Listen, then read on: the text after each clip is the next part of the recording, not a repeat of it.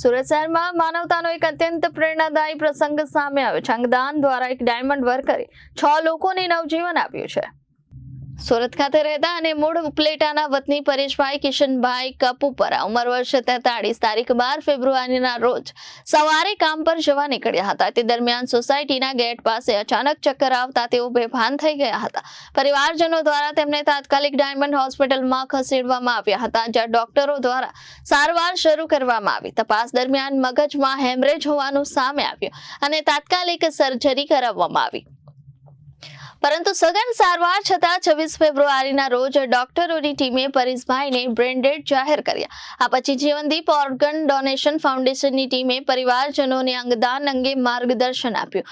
દુઃખની ઘડીએ માતા હેમીબેન, પત્ની દિવ્યાબેન અને પરિવારજનોએ માનવતાનો ઉત્તમ દાખલો આપી અંગદાન માટે સંમતિ આપી. પરેશભાઈના લીવર અને બંને કિડની અમદાવાદની IKDRC હોસ્પિટલને, એક હાથ સુરતની કિરણ હોસ્પિટલને અને બંને આંખો લોકદ્રષ્ટિ ચક્ષુ બેંક ને દાન કરવામાં આવ્યા. પરેશભાઈના મહાદાનથી કુલ 6 દર્દીઓને નવજીવન મળશે.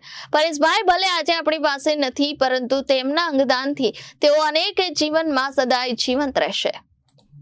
વિવેક સિંહ, જનાદેશ ન્યૂઝ, સુરત.